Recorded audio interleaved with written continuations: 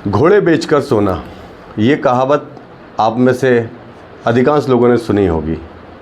क्या आप जानते हैं इस कहावत की शुरुआत कहाँ से हुई है? ये कहावत उन लोगों के लिए कही जाती है जो बिल्कुल बेफिक्र होकर सोते हैं, जिनको सुबह की चिंता नहीं होती है, जिसको कहीं जाना नहीं होता है। ऐसे व्यक्ति जब सोते हैं तो उसको कहा जाता है कि घोड़े बेचकर सोना। आइए जानते हैं इस कहानी की या इस कहावत की शुरुआत कहाँ से हुई। कहानी की शुरुआत होती है एक राजा के यहाँ से। एक राजा था जिसके 2 बेटे और 1 बेटी थी, और उनका एक गुरु था। गुरु बहुत पहुँचा हुआ था, उम्र कम थी लेकिन बहुत ज्ञान था उसको। तो एक बार राजा ने अपने गुरुजी से पूछा कि गुरुदेव, मेरे इन तीनों बच्चों का भविष्य बताइए। तो उस गुरु ने कहा कि जो आपका बड़ा लड़का है ये बड़ा होकर लकड़हारा बनेगा, दूसरा बेटा जो है वो उसकी किस्मत में एक घोड़ा रहेगा, और तीसरा आपकी जो बेटी है वो बड़ी होकर वेश्या बनेगी। लड़कों से जब कहा राजा के, तो वो उस चीज़ को सहन कर गया, लेकिन जैसे लड़की का कहा कि ये बड़ी होकर वेश्या बनेगी, राजा को क्रोध आ गया। उसने कहा, गुरुदेव, अगर आप मेरे गुरु नहीं होते तो मैं आपका सर काट चुका होता। आप यहाँ से चले जाइए। गुरु ने तो वही कहा जो उसने देखा, लेकिन गुरुजी चले गए। गुरु के जाने के बाद उसी रात उस राजा के यहाँ पे पड़ोसी राजा ने आक्रमण कर दिया। राजा रानी दोनों मर गए और जो बच्चे थे वो तितर बितर हो गए। समय बीतता गया, तीनों जवान हुए, और जैसा कि उनकी नियति में था कि वो बड़ा वाला लड़का जो था वो एक गांव में जाकर लकड़हारा बन गया। दूसरा जो लड़का था उसको कहीं से एक घोड़ा मिल गया, वो उसको लेके तांगा वाला बन गया। और तीसरी जो लड़की थी वो उसकी बदकिस्मती कहो या उसके भाग्य को कहो, वो वेश्यालय में पहुंच गई। समय ऐसे ही बीत रहा था।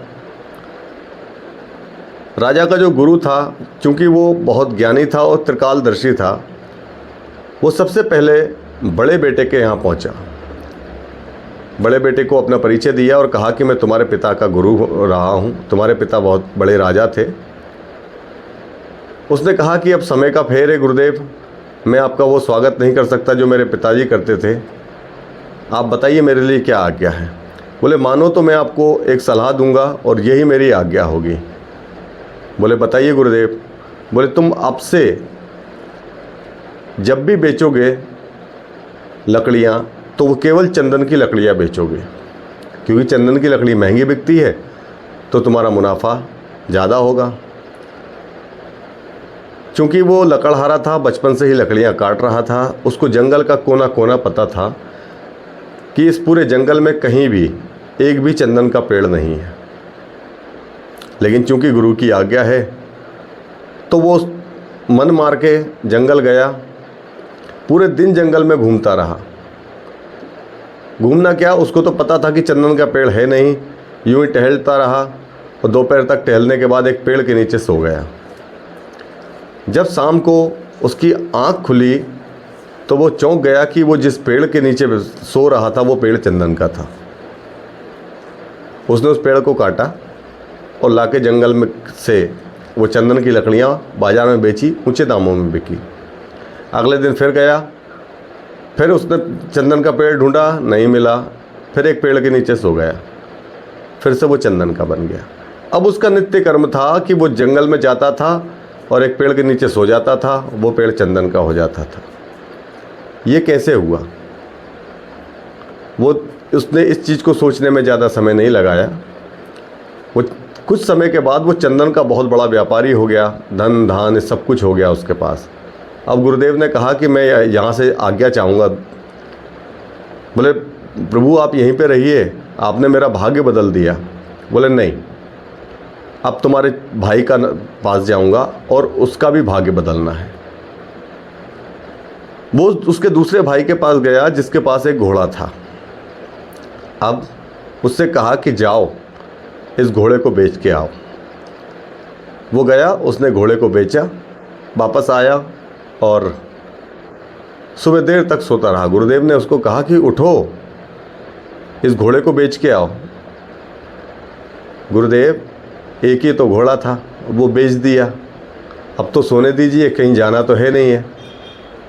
तभी से इस कहावत का जन्म हुआ कि घोड़े बेचकर सोना, मतलब अब एक घोड़ा था जिससे काम पे जाते थे, वही नहीं रहा, अब करना ही क्या है। गुरुदेव ने कहा कि जाओ अस्तबल में जाके देखो। उसने पाया एक और घोड़ा, वो उसको बेच के आया। तीसरे दिन फिर वही। प्रत्येक दिन उसके नसीब में एक घोड़ा था, वो घोड़ा उसको मिलता था, वो बेच आता था।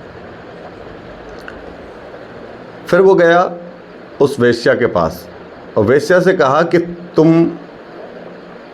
तुम्हारे जो कर्म है उसका कितना शुल्क लेती हो। उसने कहा कि गुरुदेव, कोई 10, कोई 20, कोई 50, कोई 100 देकर जाता है। उसने कहा कि अब से तुम अपने जिस्म को का जो तुम्हारा व्यापार है उसके बदले में तुम 1 लाख रुपए का शुल्क लोगे। बोले गुरुदेव, आज तक तो ऐसा कभी नहीं हुआ कि इतना कोई महंगा खरीदार आया हो। उसने कहा ये तुम्हें जो कहा सिर्फ उतना करो। सुबह से शाम, शाम से रात, रात से सुबह हो गई, लेकिन एक भी ग्राहक नहीं आया। जितने आए उन सबको उस स्त्री ने वापस कर दिया। अंत में एक ग्राहक आया और उसने मुझसे वो सौदा पटा। अब उसका नित्य कर्म था, वो 1 लाख से नीचे की बात नहीं करती थी।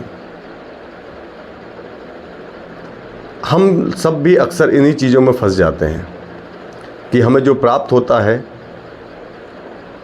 हम उसी में संतुष्ट हो जाते हैं। कई लोग हैं जिनका काम है लकड़ी बेचना, ये सब भाग्य में निर्धारित है।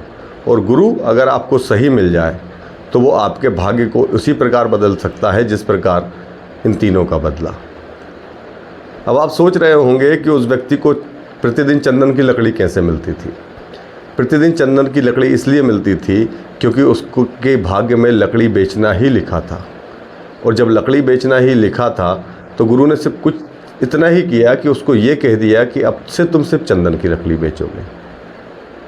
भगवान को उसका भाग्य का तो देना ही था। अब अगर भक्त जिद करके बैठ गया कि वो चंदन की ही लकड़ी बेचेगा तो उसको चंदन के पेड़ ही देने पड़े।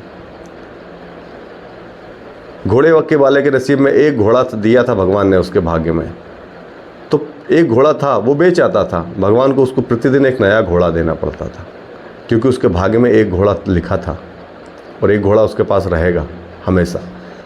या तो जीवन भर उसके पास वो एक ही घोड़ा चलता या प्रतिदिन उसके पास एक नया घोड़ा आता। हम सब भी अपना जो कर्म कर रहे हैं उसको ईश्वर का कर्म मानकर निरंतर करते रहना चाहिए। और उसमें क्या सुधार हो सकता है, क्योंकि जो भाग्य में लिखा है वो बदलेगा नहीं, हमें केवल उसमें सुधार करना है। जय श्री राम।